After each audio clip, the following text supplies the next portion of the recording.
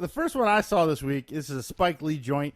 I don't understand why he calls his movie joints, but okay, whatever. It looked great. The movie itself. So hold on, what's the movie? The BlacKKlansman is what it's called. Has the guy from Ballers, who's Denzel Washington's son. I should have looked that up, but I didn't. has Topher Grace. Plays David Duke, if I'm not mistaken. He plays the younger David Duke. Because this is based loosely on a true story, I'm assuming. That's the first thing when you watch the movie. The first thing comes up. This is based on true events. Okay. So it's supposed to be a true story. And also Adam Driver, Kylo Ren, Star Wars fame. Yeah, he's in it. The concept is that he's into quirky movies. Yeah, he does. He does some off the beaten path stuff. I think a lot of them do that now. They have their moneymaker franchise movie, then they do whatever's fun. Yeah, that's kind of cool. So the concept is the guy from Ballers, the black man, becomes the black man. Well, it's all based on race, so I gotta because it'll get confusing if I don't tell you who's black or white. So he gets hired as a police detective in the 70s in Colorado. One of the first. Of course, half the force is racist against him, and a lot of race relation stuff based in it. And they make him an undercover detective because the Black Panthers are in town, riling up people, and they want him to go undercover into that. So they make him an undercover detective. He goes. What city is this taking place Colorado. in? Colorado Springs, I think they said. Okay, not a hotbed for racial tension, but yeah. But this was the 70s. It wasn't now. So.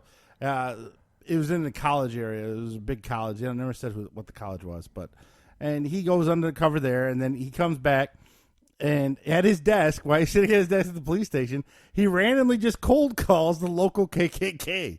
He literally does it, and they answer like the phone. A local chapter. Yeah, a local chapter. Oh, wow. And these dumb hillbillies just answer their phone, and he puts on his white accent. Hey, how you doing? I hate black people too. And the N-word is used about 1 billion times in this movie. So so if you don't like hearing that word, don't watch this movie.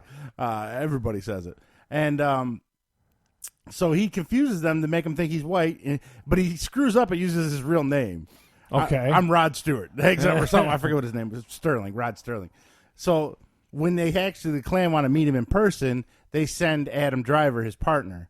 He's playing the pseudo. Yeah, he's the guy you heard on the phone. Well, in the movie, he's actually Jewish. So they hate Jews. The Klan hates Jews. They're equal opportunity hatred. Yeah. So David Duke's in Louisiana. So they rise up the ranks of this local Klan really quick. And to be honest, you mean by Adam Driver or well, they're a team. So the black guy takes the phone calls at the station, and then they send Adam Driver out. He's the face. Yeah. Yes. So they raise up the ranks pretty quick, and most of the stuff the Klan's doing is pretty mundane, just burning a cross or driving around shooting. Your basic racist hate. Or but they're not like killing anybody or doing anything violent yet. Okay. And of course, there's one extremist dude that's in the Klan that wants to do everything violent, and in the meantime, the black detective is calling New Orleans also and talking to David Duke all the time, which is kind of funny. And basically, it all boils down to 3 of the Klan members want to do something violent, and Adam Driver and the black detective thwart their stuff. And it's a good movie. It sounds like it's the best Spike Lee movie in a long time. Yes. Now, well, here's the only knock I have on it. So in most of those movies where you watch a new movie based on true events, even like Gridiron Gangs with The Rock, at the end they show the real people. Yeah, you always want to know. Yeah, and then or what they're doing now or today. They don't do that. Oh, that's a buzzkill. Yeah, that's kind of kill. Yeah. But then here's what they do. That's what makes the Goldberg so good. It's like you see at the end. Yeah. They don't do, because I was waiting to see who Adam Driver was, and it never happens.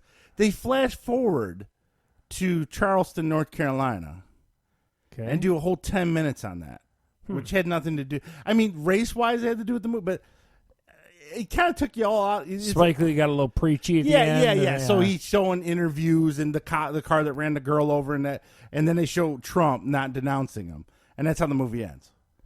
So it was kind of a weird tonal. I know he was trying to make a political statement there or whatever, but let me see what happened to the guys in the real. I mean, make that an extra on the Blu Ray or something, but.